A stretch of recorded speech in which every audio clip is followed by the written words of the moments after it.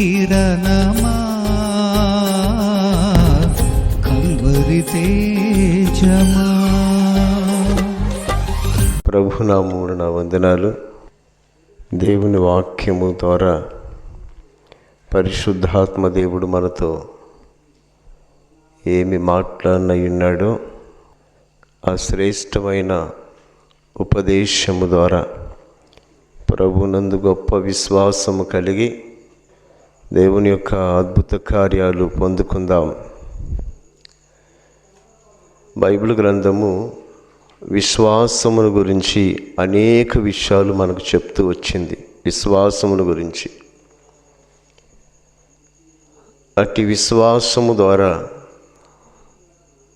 ఎన్నో అద్భుత కార్యాలు ఆనాటి భక్తులు పొందుకున్నట్లుగా హెబ్రీ పత్రికలో విశ్వాసమును గురించి బహుశ్రేష్టమైన విషయాలు రాయబడ్డవి.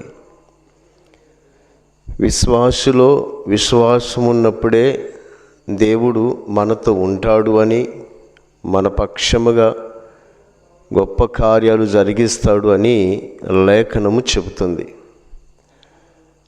కాబట్టి ఎవరైతే యేసు ప్రభుల వారి యందు కంప్లీట్ విశ్వాసం, అంటే ఎక్కడ కూడా అవిశ్వాసం అన్నది లేక కంప్లీట్గా విశ్వాసం ఉంచుతారో వారు బహు అద్భుత కార్యాలు పొందుకున్నట్లుగా భక్తుల చరిత్రలో రాయబడింది. దేవుని నమ్మడము అంటే కొంతమంది అడుగుతారు, మీరు దేవుని నమ్ముకున్నారా అని. దేవుణ్ణి నమ్ముకోవడము అంటే ప్రార్థనకి రావడం కాదు. దేవుణ్ణి నమ్ముకోవడము అంటే ఆయన యందు విశ్వాసం ఉంచడం. ఏదైనా, ఏ బాధ అయినా, ఏ భారమైనా, ఏ చింత అయినా, ఏ ఇబ్బంది అయినా ఆయనే చేస్తాడు అని నమ్మడం.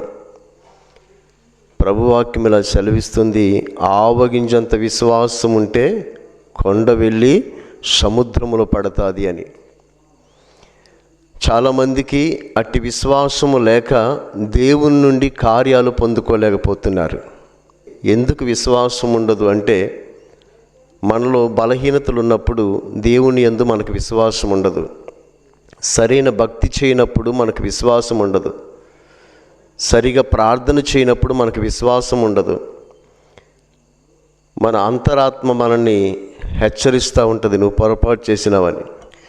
దేవుని యందు విశ్వాసం ఉంచడం అంటే ఏమిటి? శద్రకు, మెషకు, అబేద్నెగోలు అగ్నిలో కాలతామన్నా, అగ్నిలో కాలుస్తామన్నా మమ్మల్ని దేవుడు రక్షిస్తాడు. రక్షించకపోయినా, ఇది కూడా రక్షించకపోయినా ఓకే, రక్షించకపోయినా ఓకే, మేము దేవుణ్ణి మాత్రమే ఆరాధిస్తాం. దీన్ని బట్టి మనం ఆలోచిస్తే దేవుణ్ణి విశ్వసించడం అంటే ఏంటంటే మరొక దాని వైపు మనం అడుగులు వేయకూడదు.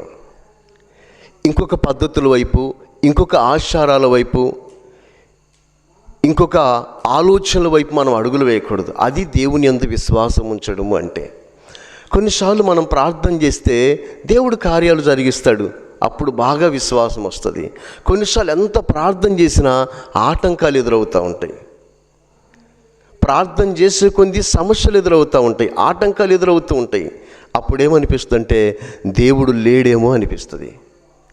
ఉన్న విశ్వాసం కాస్త సన్నగిల్లిపోద్ది. ఇక మందిరానికి కూడా రాబుద్ధి కాదు, ప్రార్థన కూడా చేయబుద్ధి కాదు. ఇక్కడే మీ విశ్వాసానికి పరీక్ష. ఒక విషయం మీరు బాగా గ్రహించాలి, ఇంతకు ముందు చేసిన దేవుడు ఇప్పుడు ఎందుకు చేయడు? నువ్వు ఎన్నోసార్లు సాక్ష్యాలు పంచుకున్నావు కదా, అప్పుడు చేసిన దేవుడు ఇప్పుడు ఎందుకు చేయడు? దేవుడు తప్పకుండా చేస్తాడు. కాబట్టి దేవుని యందు మనం విశ్వాసం ఉంచాలి. అది ఎట్టి పరిస్థితుల్లోనైనా ఉంచాలి. మేలు కలిగినప్పుడు ఎక్కువగా విశ్వాసం రావడం, మేలు కలగనప్పుడు ఉన్న విశ్వాసం పోవటం కాదు. అన్ని విషయాలలో దేవుని యందు మనం ఒకే విశ్వాసం కలిగి ఉన్నప్పుడే దేవుని కృపను చూస్తాం. ఒక 4 విషయాలు నేను మీకు తెలియజేస్తా త్వరగా. ఎవరైతే దేవుని పిల్లలు ఉన్నారో, దేవుని సన్నిధికి వస్తూ కూడా దేవుని యందు విశ్వాసం లేకుండా బ్రతుకుతున్నారు. దేవుని యందు విశ్వాసం అంటే ఏమిటి?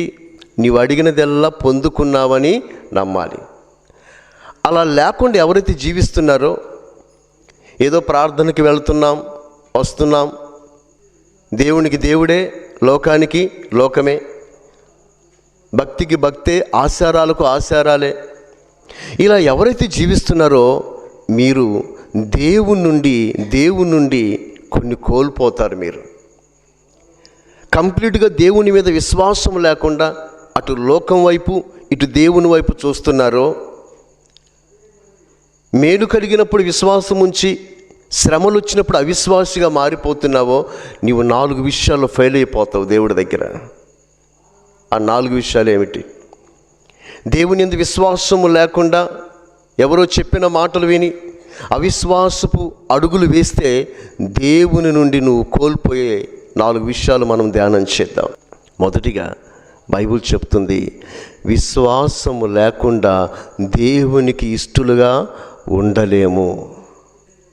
ఇప్పుడు మనల్ని ఎవరైనా మెచ్చుకోవాలంటే, మనల్ని ఎవరైనా ఇష్టపడాలి అంటే వాళ్ళకి అన్ని విషయాల్లో నమ్మకస్తులుగా ఉంటే ఇష్టపడతారు. దేవుడు కూడా నిన్ను నన్ను ఇష్టపడాలి అంటే, ఇప్పుడు దేవుడు అంటే మనందరికి ఇష్టమే, దేవునికి కూడా మనమంటే ఇష్టం కావాలి అంటే, దేవుని వాక్యము చెబుతుంది విశ్వాసము కలిగి ఉండాలి అని. చదువుదాం ఒకసారి మీ యొక్క బైబిల్ తెరిచి. హెబ్రీయులకు రాసిన పత్రిక 11వ అధ్యాయం 6వ వచనం చదువుదాం. విశ్వాసము లేకుండా దేవునికి ఇష్టడైండుట అసాధ్యము. దేవుని స్తోత్రాలు. అర్థమవుతుందా? స్పష్టంగా దేవుని వాక్యం చెబుతుంది. నీకు విశ్వాసము లేకపోతే దేవునికి ఇష్టంగా ఉండవు. అంటే విశ్వాసము లేకపోవటం అంటే ఏమిటి? మొదటి చెప్పే కదా, ఇప్పుడు ప్రార్థన చేయించుకుంటావు, నవధాన్యాలు వేస్తావు, ప్రార్థన చేయించుకుంటావు, కొబ్బరికాయలు కొడతావు. అంటే మీకు అర్థం కావడానికి చెప్తున్నా. ప్రార్థన చేయించుకుంటావు, నిమ్మకాయలు తొక్కిస్తావు, ప్రార్థన చేయించుకుంటావు, జిల్లడాకులు కడతావు, ప్రార్థన చేయించుకుంటావు, నల్లదారాలు కడతావు, ప్రార్థన చేయించుకుంటావు, దిష్టి బొట్టులన్నీ పెడతావు, ప్రార్థన చేయించుకుంటావు, గుమ్మడికాయలు కడతావు. ఇలా చెప్పుకుంటూ పోతే చాలా. ప్రార్థన చేయించుకుంటావు, చేతులు చూపించి జాతకాలు చెప్పించుకుంటావు, ఏది పోనివ్వు. దీన్ని బట్టి మనం ఏమి ఆలోచించాలి అంటే, దేవుని మీద పూర్తిగా నీకు విశ్వాసం లేదు కాబట్టి ఇంకొక వైపు అడుగులు వేస్తున్నావు. దేవుని మీద నువ్వు పూర్తిగా విశ్వాసం ఉంచగలిగితే నువ్వు ఇంక ఏ వైపుకు అడుగులు వేయవు. ఇదిగో నేను నూనె ప్రార్థన చేయించుకున్నాను, ఈ నూనె నా పొలంలో చల్లుతాను. నేను సేవకుని ఇంటికి పిలిచి ప్రార్థన చేయించుకున్నాను, ఇంక నా ఇంట్లో ఏది అవసరం లేదు. నా బిడ్డకు సేవకుని ద్వారా ప్రార్థన చేయించినాను, ఇంకే దారాలు, అంతరాలు, మంత్రాలు, దిష్టి బొట్లు ఇంకొద్దు. ఏ విషయంలో కూడా నా ఇంటి కొరకు సేవకుని ద్వారా ప్రార్థన చేయించుకున్నాను, మిగతా పద్ధతులు, ఆచారాలు ఇంకొద్దు. ఇది కంప్లీట్గా ప్రభుని విశ్వసించడం. దేవునికి ప్రార్థన చేయించుకున్నాను, నా దేవుడే చేస్తాడు, ఒకవేళ చేయకపోని. శద్రక్ మిషక్ అబేద్నెగోల విశ్వాసం, పవర్ఫుల్ ఫెయిత్ అది. కాబట్టి విశ్వాసము లేకపోతే నువ్వు దేవునికి ఇష్టంగా ఉండవు. మందిరానికి వస్తున్నావు, పాటలు పాడుతున్నావు, ప్రార్థిస్తున్నావు, కానుకలు వేస్తున్నావు, ప్రార్థన చేయించుకుంటాను, మరలా లోక సంబంధమైన పద్ధతుల్లోకి వెళ్ళిపోతాను. అయితే దేవుడు నిన్ను ఇష్టపడ్డు. కాళ్ళకు చేతులకు దారాలు ఉన్నాయా? దేవుడు నిన్ను ఇష్టపడ్డు. ఇంటికి వేలాడదీసిన గుమ్మడికాయలు, కొబ్బరికాయలు ఉన్నాయా? దేవుని ఇష్టపడ్డు. దిష్టి బొట్లు ఉన్నాయా? దేవుడు మిమ్మల్ని ఇష్టపడ్డు. మరొక ఫెయిత్ మనకు ఉండకూడదు, మరొక విశ్వాసం మనకు ఉండకూడదు. Only one God, Jesus. ఆయన యందు నేను విశ్వాసం ఉంచుతాను. కాబట్టి ఎవరికైతే దేవుని యందు విశ్వాసం కంప్లీట్గా ఉండదో వాళ్ళంటే దేవునికి ఇష్టం ఉండదు. కోప్పడతాడు, వాళ్ళని త్రోసివేస్తాడు. ఎందుకంటే వాళ్ళు విశ్వసించట్లేదు కాబట్టి. ఇశ్రాయేలు ప్రజలు ఐగుప్తు నుంచి కనానుకు వెళుతుంటే మార్గ మధ్యములో మోషే గారికి ఒక డౌట్ వచ్చింది. అదేమిటంటే, మనము కనానులో అడుగు పెట్టగలమా లేదా? ఎందుకంటే కనాను ప్రజలు ఎలా ఉంటారు అంటే బైబిల్ ప్రకారము వాళ్ళు ఉన్నత దేహులంట. ఉన్నత దేహులంటే బహు బలమైన వారు, చాలా హైట్ ఉంటారు, చాలా బలంగా ఉంటారు. వాళ్ళని కొట్టడం అన్నది అసాధ్యమని వీళ్ళు విన్నారు, విని కలవరపడుతున్నారు. కొన్నిసార్లు కొన్ని విషయాలు విన్నప్పుడు మనకి కలవరాలు వస్తాయి, భయాలు వస్తాయి. అవిశ్వాసానికి లోనవుకు, దేవునికి ఇష్టంగా ఉండవు. దేవుని మీద భారం వేసుకో. ప్రభు అంటాడు, మీ చింత యావత్తు భారము నా మీదవి. నీకు అసాధ్యమే కానీ నాకు అసాధ్యమైనది ఏది లేదంటాడు దేవుడు. 100 కేజీల బండ మనం మోయలేము, కానీ దేవుడు 1000 కేజీలు మోయగలిగిన వాడు మనతో ఉన్నాడని మనం విశ్వసించాలి. అప్పుడే నీకు నమ్మకం వస్తుంది. ఏమేన్? అందుకనే ఇశ్రాయేలీలు కనాను వెళ్ళే సందర్భంలో మోసేకు ఒక భయం కలుగుతుంది. మోసే మొదటి నుంచి కూడా కాస్త కూస్త అవిశ్వాసపు ధోరణిలోనే ఆయన జీవితం ముందుకు అడుగులు వేసింది. అందుకని డౌట్ వచ్చింది ఆయనకు. అక్కడ ఉన్నత దేహులట, బహుబలవంతులట, వాళ్ళు మనం కొట్టగలమా అన్న ఒక అవిశ్వాస ఆలోచన ఆయనకు వచ్చింది. దేవుడేమన్నాడు ఇశ్రాయేలీయులతో ఐగుప్తులో, మీరు భయపడొద్దు, కనాను దేశాన్ని మీకు నేను ఇస్తాను అన్నాడు. మాట ఇచ్చిన దేవుడు నమ్మదగినవాడు, ఆయన ఎప్పుడు చేయి విడిచిపెట్టడు. భయపడొద్దు. నీకు వాగ్దానం వచ్చిందా? భయపడొద్దు, ఆయన చేయి విడిచిపెట్టడు. కొన్ని సందర్భాలు నిన్ను భయపెడుతున్నాయి, వాగ్దానం మర్చిపోయేటట్లు చేస్తున్నాయి, దేవుని శక్తిని మర్చిపోయేటట్లు చేస్తున్నాయి. 12 మందిని ఏర్పరిచి, అంటే గోత్రాన్ని, 12 గోత్రాలు కదా ఇశ్రాయేలీలు, గోత్రానికి ఒక వ్యక్తిని ఏర్పరిచి 12 మందిని కనాను దేశం ఎలా ఉందో సీక్రెట్గా చూసి రమ్మని పంపిస్తాడు మోషే. సీక్రెట్గా వారిని బైబిల్ ఏమంటుందంటే వేగులవారు, రహస్యముగా చూసి వచ్చేవారు, వేగులవారు. ఆ ప్రాంతంలో ప్రవేశించి, ప్రజల కంటే ముందుగా ప్రవేశించి ప్రాంతమంతా చూస్తారు, ప్రజలను చూస్తారు, సైన్యాన్ని చూస్తారు. కొన్నిసార్లు శత్రు బలం మనకంటే ఎక్కువగా ఉంటుంది, సమస్యలు మనకంటే ఎక్కువగా ఉంటాయి. మన దగ్గర ఉంది కొంత సొమ్ము, మన ఖర్చు ఎక్కువగా ఉంటుంది, మనకున్న బలహీనతలు ఎక్కువైపోతాయి, జయించలేనివి భరించలేనివి అయిపోతాయి. కుటుంబ సమస్యలు మనం జయించలేనివి అయిపోతాయి. ఇక నా వల్ల కాదు, ఈ జీవితం నేను ఈదలేను, నేను భరించలేను, నేను సహించలేను, ఎందుకు నాకు ఈ బ్రతుకు అన్నంతగా వస్తాయి. కలవరపడద్దు, భయపడద్దు. దేవుని యందు విశ్వాసం ఉంచు, ఆయనకు అప్పగించు. దేవుని స్తోత్రాలు. ఆయన చూసుకుంటాడు. ఆ పట్టణం అంతా చూస్తారు, తిరిగి వస్తారు. తిరిగి వచ్చి ఒక 10 మంది వాళ్ళలో ఒక 10 మంది పిరికి జనులు అంటారు, ఇదిగో మోషే గారు, వాళ్ళని మనం కొట్టలేం, వాళ్ళని చూస్తేనే భయం పడుతుంది, సమస్యలు చూస్తేనే భయం పడతాయి, కలవరాలు వస్తాయి. ఎస్, కానీ ప్రభు మీదనే మనం విశ్వాసం ఉంచాలి. ఆ విశ్వాసం ఇప్పుడు వీళ్ళకి లేదు. వీళ్ళ దృష్టి అంతా ఎవరి మీద ఉంది? శత్రువుల మీద ఉంది. వీళ్ళ దృష్టి అంతా ఎవరి మీద ఉంది? వాళ్ళ బలం మీద ఉంది. వీళ్ళ దృష్టి అంతా ఎవరి మీద ఉంది?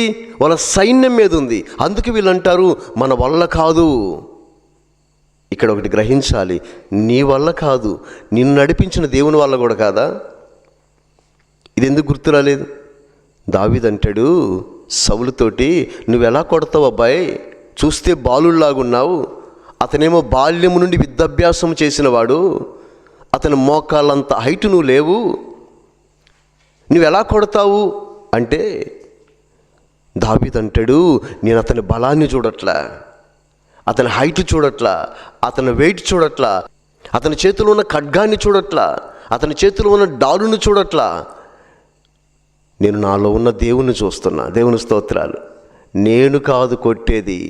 గొల్యాతు దావీదు అంటాడు, నువ్వు నీ బాహుబలాన్ని ఆధారం చేసుకున్నావు, నీ శరీర మాంస బలాన్ని ఆధారం చేసుకున్నావు, నేను నా దేవుణ్ణి ఆధారం చేసుకున్నా, దేవుణ్ణి బట్టి నీ మీదకి వస్తున్నా. అందుకని అంటాడు, గాఢంధకారపు లోయలో సంచరించి నేను దేనికి భయపడను, దేవుణ్ణి బట్టి. ఆయన దండమును దుడ్డు ఖరీదును ఆదుకుంటాయి. దేవుణ్ణి బట్టి నీ మీదకి వస్తున్నా, నేను చంపేస్తానన్నాడు, అలాగే చేసేసాడు. 10 మంది అంటారు, మనల్ని కొట్టలేం, ఢీ కొట్టలేం, అన్యాయంగా ప్రజలు చనిపోతారు, తిరిగి వెనక్కి వెళ్ళిపోవడం మంచిది. యెహోషువ, కాలేబు అని 2 అంటారు, మోషే గారు భయపడద్దు, నిజంగా వాళ్ళు ఉన్నతమైన దేహులే, యుద్ధములు ఆరితేరిన వాళ్ళే, చూస్తే మనకంటే బలవంతులే, అయితే అయితే మనకు దేవుడు ఉన్నాడు. దేవుని స్తోత్రాలు. మనకు దేవుడు ఉన్నాడు, మనం భయపడొద్దు. వాళ్ళను దేవుడు మన చేతికి అప్పగిస్తాడు అంటారు వాళ్ళిద్దరు. అందుకు దేవుడు ఏమన్నాడు తెలుసా? వాళ్ళు కనాను చేరినప్పుడు మోషే గారి నాయకత్వం కాదు, యెహోషువ గారి నాయకత్వంలో దేవుడు అంటాడు, ఇదిగో వీళ్ళిద్దరు నాకు ఇష్టం. ఎవరెవరు? యెహోషువ, కాలేబు. ఐగుప్తు నుంచి బయలుదేరిన లక్షల మంది ప్రజల్లో కనానులో అడుగుపెట్టింది వీళ్ళిద్దరు మాత్రమే. అంటే ఇంచుమించుగా కనానులో అడుగుపెట్టిన వాళ్ళ వయసు 40 ఏండ్ల లోపు వాళ్ళే. ఐగుప్తు నుంచి వచ్చిన వారు ఎవరు అడుగు పెట్టలేదు. ఇద్దరు మాత్రమే 80 ఏండ్ల వయసు కలిగిన వారు, ఇంచుమించుగా యెహోషువ, కాలేబు. మిగతా వాళ్ళు మొత్తం 40 ఏండ్ల లోపు వయసు కలిగిన వాళ్ళే. అంటే మార్గ మధ్యములో పుట్టి దేవుని యందు విశ్వాసం ఉంచిన వాళ్ళే. అక్కడి నుంచి వచ్చిన వాళ్ళు ఎవరు జారలేదట. ఆఖరికి మోషే, అహరోను, మిరియాములు కూడా నడిపించిన ఫ్యామిలీ కూడా దేవునికి ఇష్టంగా లేరు. మోషే ఇష్టంగా లేడని నేను చెప్పట్లేదు. దేవుని ఇల్లంతటిలో ఆయన నమ్మకమైన వాడు కాబట్టి దేవుడు ఆయన పిలుచుకున్నాడు. మిగతా వాళ్ళ గురించి చెప్తున్నా, ప్రజల గురించి. దేవునికి ఇష్టంగా లేరు, అందుకనే వారు కనానులో ప్రవేశించలేకపోయినారు. వీళ్ళిద్దరిని దేవుడు ఇష్టపడ్డాడు, కనానులో అడుగు పెట్టించినాడు, కనాన్ని భాగాలుగా పంచే బాధ్యత వాళ్ళకి అప్పగించినాడు. నేనంట విశ్వాసం లేకపోతే దేవునికి ఇష్టలమైండుట అసాధ్యము. ఇంకొక మాట ఉంది బైబిల్లో, మార్కు సువార్త 9:19 అందుకైన విశ్వాసము లేని తరము వార్లారా నేను ఎంతకాలం మీతో నుందును. చాలు. యేసు ప్రభు ఉండడంట విశ్వాసం లేని వారితో. ప్రభు అక్కడ ఉండడు. దేవుడు విశ్వాసం లేని వారి దగ్గర దేవుడు ఉండడు. నువ్వు దేవుని యందు విశ్వాసం ఉంచి దేని వైపు అడుగులు వేయకూడదు, దేని నువ్వు నమ్మకూడదు, దేని నువ్వు విశ్వసించకూడదు. రకరకాల ఆచారాల వైపు అడుగులు వేస్తూ ఉంటాం. దీనివల్ల మనము దేవుణ్ణి దూరం చేసుకుంటాం. ఇశ్రాయేలీలు బయలుదేరి వస్తే దేవుడు మోషేని పిలుస్తాడు, నువ్వు రా, 10 ఆజ్ఞలు పలకలిస్తాను. ఈ ఆజ్ఞలు మీరు అనుసరిస్తేనే కనానులో అడుగు పెడతారు, ఊరకనే కనాను ఇవ్వను. ఈ ఆజ్ఞలు అనుసరిస్తే మాత్రము మీకే ఇబ్బంది కలగదు. ఎంతమంది శత్రువులు మీ మీదకి వచ్చినా యుద్ధములు విజయం చూడలేరు. మీతో నేనుంటాను, మీతో నడుస్తాను. అయితే మీరు చేయవలసింది ఒకటే, ఈ ఆజ్ఞలు పట్టుకొని నడవండి. 10 ఆజ్ఞలు మీ అందరికీ తెలుసు కదా. ఈ ఆజ్ఞల ప్రకారం జీవించండి, మీకేం కావాలో అవన్నీ నేను ఇస్తా. ప్రభువాక్యం అది అంటది, మొదట నా నీతి నా రాజ్యాన్ని వెతకండి, మీకేం కావాలో అవి ఇస్తాను. ఈ ఆజ్ఞల కోసము మోషే గారు వెళ్తాడు. 40 దినాలు సీనాయి పర్వతం మీద ఉంటాడు. 40 దినాలు ఆయన అన్నం తినడు, నీళ్లు తాగడు. అది ఉపవాసం అంటే. ఇప్పుడు ఉపవాసాలు ఉన్నాయి, అన్ని తినేదే, పేరుకు మాత్రం ఉపవాసం. అది కాదు ఉపవాసం అంటే. ఉపవాసమే. ఆ సీనాయి పర్వతం మీదకి వెళ్ళి ఆలస్యం చేస్తాడు. ఆలస్యం అంటే దేవుడు 40 రోజులు ఉంచిండు ఆయన కొండ మీద. ఈలోపు వీళ్ళు ఏం చేస్తారు తెలుసా? మోషే అనువాడు ఏమాయనో చూడండి. సేవకుని ఇప్పుడు విమర్శించడం కాదు, చేసిన మీరు ఇప్పుడు మర్చిపోవటం కాదు. అదిగో అప్పటి నుంచే స్టార్ట్ అయిపోయింది సేవకులను విమర్శించడం, చేసిన ప్రార్థనలు మర్చిపోవటం, నేర్పించిన భక్తి మర్చిపోవటం, చిన్న మాట అన్న సేవకుల మీద తిరగబట్టడం అక్కడ స్టార్ట్ అయింది. మోషే అనువాడు ఏమాయనో. దైవజనుడిని అలా పిలవచ్చా అమర్యాదగా? అనువాడా? దేవుడు మోషే అని అంటాడు, మోషే నీవు నా ఇల్లంతటిలో నమ్మకమైన వాడు. దేవుడు అలాంటి పిలిస్తే వీళ్ళు చూడేమంటారు ప్రజలు? మోషే అనువాడు ఏమాయనో. అందుకని మనల్ని నడిపించడానికి ఎక్కడ మనం అరణ్యములో కలిసిపోతామో, శత్రువుల చేతిలో చనిపోతామో, క్రూర మృగాల చేత చిక్కుబడిపోతామో, మనకు ఒక నాయకుడు ఉండాలి, ఒక దేవుడు ఉండాలి. అందుకని అహరోనా అంటే మోషే అన్న, అహరోనా మా కొరకు ఒక దైవాన్ని తయారు చేయి. యెహోవా దేవుడు మాకొద్దు. ఆయన ఏమైపోయిందో తెలియదు, మోషే ఏమైపోయిందో తెలియదు. విశ్వాసం సన్నగిల్లిపోయింది ప్రజల్లో, విశ్వాసం సన్నగిల్లిపోయింది. దేవుని యందు విశ్వాసాన్ని విడిచిపెట్టినారు ప్రజలు. ఇప్పుడు అంటారు, ఇదిగో మాకు ఆ దేవుడు కాదు కానీ ఇంకొకటి ఏదన్నా మాకు ఆధారంగా ఉండటానికి తయారు చేయమని బంగారం అంతా పోగేస్తారు. ఇప్పుడు చెప్పండి, నిజంగా ఇశ్రాయేలీయులు దేవుని మీద విశ్వాసం ఉంచిరా? ఎర్ర సముద్రాన్ని చీల్చడం కల్లారు చూసినారు. అగ్నిస్తంభం వచ్చి శత్రువులకు వీళ్ళకి అడ్డంగా ఉండడం చూసినారు. ఇన్ని చూసి కూడా వీళ్ళు అంటారు ఇప్పుడు దేవుడు ఏమైపోయానో, మోసే ఏమైపోయానో, మాకు ఈ దేవుడు వద్దంటున్నారు. అవిశ్వాసానికి వెళ్ళిపోయినారు. కొన్నిసార్లు మంచి తల్లి కూడా చేసిన మీరు మర్చిపోయి దేవుడు ఏమైపోయానో, దేవుడు ఎక్కడున్నాడో, దేవుడు ఏం చేస్తున్నాడో, దేవుడు చేస్తాడో లేడో అన్న ఆలోచన కూడా మనకు రాకూడదు. దేవుడు ఏం చేసినా దేవుడే, దేవుని స్తోత్రాలు. ఏం చేసినా నా దేవుడే, చేస్తే చేయండి. దట్ ఇస్ ఫెయిత్, విశ్వాసం. విడిచిపెట్టాడు దేవుడు, చెయ్యి. అలా అంటే దేవుడు మోషేకి చెప్తాడు, ప్రజలు చెడిపోయి ఉన్నారు, నా యందు విశ్వాసాన్ని విడిచిపెట్టి ఇతర ఐటమైన బంగారం మీద విశ్వాసం ఉంచినారు, ఒక దూడను తయారు చేసి దూడ మీద విశ్వాసం ఉంచినారు. మోషే నువ్వు వెళ్ళిపో. అప్పుడు దేవుడు ఏమంటాడు తెలుసా? బైబిల్లో ఉంది, మోషే నేను మీతో రాను. నిజంగా అన్నాడు దేవుడు, మోషే నేను మీతో రాను, ఈ ప్రజలతో నేను రాను, వీళ్ళతో నేను ఉండను. ఒకవేళ రావాల్సి వస్తే మధ్యలో వీళ్ళని చంపేస్తాను నేను. ఎందుకంటే వీళ్ళు నా మీద విశ్వాసము ఉంచట్లేదు. ఉంచినట్లే నటిస్తున్నారు. దేవుడే తోడు అంటున్నారు కానీ నిజంగా నన్ను నమ్మట్లేదు. దేవుడే చేస్తాడంటున్నారు కానీ నిజంగా నమ్మట్లేదు. నేను రాను అంటాడు దేవుడు. అప్పుడు మోషే బ్రతిమలాడుతాడు, అయ్యా నువ్వు రాకపోతే మేము ఒక్క అడుగు కూడా ముందుకేయలేమయ్యా, నువ్వు రావాలి. చెప్పండి, విశ్వాసం లేకపోతే దేవుడు మనతో ఉండడు, నీతో ఉండడు. నువ్వు అవిశ్వాసిగా ఉండకు, దేవుడు నీతో ఉండడు, నీతో రాడు, నిన్ను పట్టించుకోడు. ఇప్పుడు 2 విషయాలు విను. విశ్వాసం లేకపోతే దేవునికి ఇష్టలుగా ఉండలేము. విశ్వాసం లేకపోతే దేవుడు మనతో ఉండడు. మత్తయి సువార్త 13:58 వారి అవిశ్వాసమును బట్టి ఆయన అక్కడ అనేకమైన అద్భుతములు చేయలేదు. విశ్వాసం లేకపోతే నీ జీవితంలో అద్భుతాలు చూడలేవు. బైబిల్ చెప్తుంది, విశ్వాస సహితమైన ప్రార్థన ఆ రోగిని స్వస్థపరుచును. విశ్వాసం లేకపోతే నువ్వు అద్భుతాలు చూడలేవు. శద్రకు మెషకు అబేద్నెగోలు అంటారు, ఈ మండుచున్న అగ్ని గంధకముల గుండములో నుంచి మమ్మల్ని తప్పించి రక్షించడానికి మా దేవుడు సమర్థుడు. తప్పించిండా లేదా? అగ్నిలో 3 వేస్తే 4వ వ్యక్తి తిరుగుతున్నాడట. ఎవరైనా? దేవుని దూత. విశ్వాసము ద్వారా అగ్నిలో దూతని వాళ్ళు సంపాదించుకున్నారు. విశ్వాసము ద్వారా అగ్ని బలమును సల్లార్చినారని బైబిల్లో రాయబడింది. విశ్వాసము ద్వారా అగ్నిలో నడిచినారు వాళ్ళు. అది ఎంత అద్భుతము చూడండి. విశ్వాసము ద్వారా వారు కాలిపోలేదు.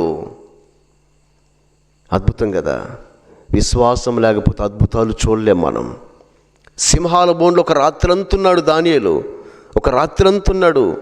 ఆయన సింహాలు టచ్ కూడా చేయలేదు. ఆయన ప్రార్థన చేస్తుంటే అవి కూడా మౌనంగా చూస్తున్నాయి. ఆకలితో ఉన్నాయి, తినటానికి ధైర్యం చాలేదు. ఎంత అద్భుతం అది. విశ్వాసము ద్వారా అద్భుతం ఏమిటంటే దానియేలు ఆకలితో ఉన్న సింహాల బోన్లో ఉండి కూడా ఆయన టచ్ చేయలేకపోయిన సింహాలు. విశ్వాసము ద్వారా యెహోషువ సూర్యుని చెందిన ఒకరోజు ఆపేసిండు. ఎంత అద్భుతం ఇది. విశ్వాసము ద్వారా ఏలియా ఆకాశం నుంచి అగ్నిని దింపినాడు. ఎలీషా ఎన్నో అద్భుతాలు చేసినాడు. విశ్వాసం ఉంటేనే నీ జీవితంలో అద్భుత కార్యాలు చూస్తావు. అద్భుతం అంటే ఏంటి? ఇది జరగదు అనుకున్నది జరిగిద్ది. నీ జీవితంలో అద్భుతములు ఇది జరగదు అనుకున్నది జరగాలి అంటే ఒక విశ్వాసము ద్వారానే. విశ్వాసం లేకపోతే అటు అద్భుతాలు చూడలేవు నీవు, అటు ఆశ్చర్యాలు చూడలేవు నీవు. కాబట్టి నీ జీవితంలో ఒక స్వస్థత జరగాలన్నా, అద్భుతం జరగను. రక్తస్రావ రోగి యేసు ప్రభువు వారు అంటాడు, ఎన్నాళ్ళుగా నువ్వు బాధపడుతున్నావు తల్లి అంటే 12 సంవత్సరాలుగా. మరి ఇప్పుడు బాగుపడ్డావు అంటే ఎస్ ఇప్పుడు బాగుపడ్డాను. ఎలా బాగుపడ్డావో తెలుసా? డబ్బులు ఖర్చు పెట్టి కాదు. ఎలా బాగుపడ్డావో తెలుసా? నేను నీకు ప్రార్థన చేసి కాదు, నేను నీకు నూనె రాసి కాదు. ఎలా బాగుపడ్డావో తెలుసా? యేసు ప్రభువు అంటాడు, నీ విశ్వాసమే నిన్ను. ఎస్, ఈ అద్భుతము జరగటానికి మెయిన్ కారణం ఏమిటంటే నీ విశ్వాసం. మరి ఆ విశ్వాసం నీలో ఉంటే ఎందుకు జరగదు? నీ విశ్వాసం నిన్ను చాలా గుడ్డివారికి దేవుడు చూపునిచ్చిన, కుంటివారికి నడకనిచ్చిన, పక్షవాయువు గల రోగులు స్వస్థపరిచిన ప్రభువు చెప్పే మాట ఇదే. ఏమిటో తెలుసా? నీ విశ్వాసమే నిన్ను స్వస్థపరిచను. విశ్వాసం లేకపోతే నీ జీవితంలో అద్భుతాలు చూడలేవు, స్వస్థతలు చూడలేవు, ఆశ్చర్యాలు చూడలేవు. కొన్నిసార్లు మనం ప్రార్థన చేయించుకుంటూ కూడా ఉద్యోగం వస్తో రాదో, పంట పండిద్దో లేదో, అప్పులు తీరుతాయో లేదో, పిల్ల అవుద్దో కాదో, భర్త మారుతాడో లేడో, ఆ మాట వద్దు. నువ్వేది అడుగుచున్నావో పొంది ఉన్నావని నమ్ము. దేవుడు చేస్తాడు, చెయ్యకపోతే ఈరోజు చేయకపోతే రేపు చేస్తాడు. ఏదో ఒక రోజు మాత్రం చేయటం ఖాయం. అయితే నీకు ఉండాల్సింది ఏమిటి? విశ్వాసం. విశ్వాసం విశ్వాసము ద్వారానే నీవు అద్భుతాలు చూస్తావు, ఆశ్చర్యాలు చూస్తావు. విశ్వాసం లేకపోతే ఏం జరుగుతుంది తెలుసా? ఇది మాత్రం చాలా భయంకరమైనది. ప్రకటన గ్రంథం 21:8 పిరికివారును అవిశ్వాసులను, ఇదిగో ఇక్కడ అవిశ్వాసులను చూడండి, పిరికివారును అవిశ్వాసులను అసహ్యులను నరహంతకులను వ్యభిచారులను మాంత్రికులను విగ్రహారాధికులను అబద్ధికులందరూ అగ్నిగంధకములతో మండు గుండములో పాలు పొందుదురు. ఇది రెండవ మరణం. అగ్నిగుండములు పడతారంట అవిశ్వాసులు. భయం పడుతుంది కదా, అగ్నిగుండంలో పడతారంట. ఇక్కడ కార్యాలు జరగపోయినాయి. దేవుని యందు విశ్వాసము లేని వారు అగ్నిగుండంలో పడిపోతారట. యుగ యుగములు అగ్నిలో కాలిపోతారు. అంటే ఎవరో తెలుసా వీళ్ళు? మనం అనుకుంటాం. కాదు, చాలామంది దేవుడు ఉన్నాడంటే నమ్మట్లేదు. వాళ్ళు ఎవరిప్పుడు? అవిశ్వాసులు. బైబిల్లో ఉన్నవి నిజాలంటే నమ్మట్లేదు, అవిశ్వాసులు. దేవుని వాక్యం సత్యం అంటే నమ్మట్లేదు, అవిశ్వాసులు. మనమైతే నమ్ముతున్నాం, నమ్మి ప్రభుకి భయపడుతున్నాం, ప్రార్థన చేస్తున్నాం. కొంతమంది అసలు దేవుని దగ్గరకు రావట్లేదు, మందిరాలకు రావట్లేదు, ప్రార్థనకు రావట్లేదు, ప్రార్థన చేయించుకోవట్లేదు, దేవుని వాక్యాన్ని అంగీకరించట్లేదు. అంటే వీళ్ళకి దేవుడి మీద నమ్మకము లేదు, విశ్వాసము లేదు. దేవుడు లేడని బుద్ధిహీనుడు తమ హృదయములో అనుకొందురు అని బైబిల్ చెప్తుంది. వీరు దేవుని నమ్మని వారు, విశ్వసించిన వారు, దేవుని దగ్గరికి రానివారు. ఆ లిస్టులో చాలామందిని చూడండి. అసహ్యులట, నరహంతులట, వ్యభిచారులంట, మాంత్రికులంట, అబద్ధికులంట. వీళ్ళందరూ అగ్నిగుండములో పడిపోతారు, కాలిపోతారు. అవిశ్వాసులు అగ్నిగుండములో కాలిపోతారని లేఖనము చెప్తుంది. దేవుని బిడ్డారా, విశ్వాసం లేకపోతే దేవుడికి ఇష్టంగా ఉండలేము. విశ్వాసం లేకపోతే దేవుడు మనతో ఉండడు. విశ్వాసం లేకపోతే దేవుని కార్యాన్ని జీవితంలో చూడలేవు. విశ్వాసం లేకపోతే దేవుని రాజ్యాన్ని స్వతంత్రించుకోలేవు. అందుకనే ఎలాగూ దేవుని సన్నిధికి వచ్చినాం. ప్రభువుని నమ్ముదాం, ఏదైనా విశ్వసిద్దాం, ఆయన కొరకు బ్రతుకుదాం, ఆయన నుంచి అద్భుతాలు మనం పొందుకుందాం, ఆశ్చర్యాలు పొందుకుందాం. ఆయన చెయ్యి విడవని దేవుడు మనతో ఉన్న దేవుడు. ఆయన నమ్మి విశ్వసించి ప్రతి పరిస్థితుల్లో కూడా దేవునికి ఇష్టంగా బ్రతకడానికి తీర్మానంతో ప్రార్థన చేద్దాం.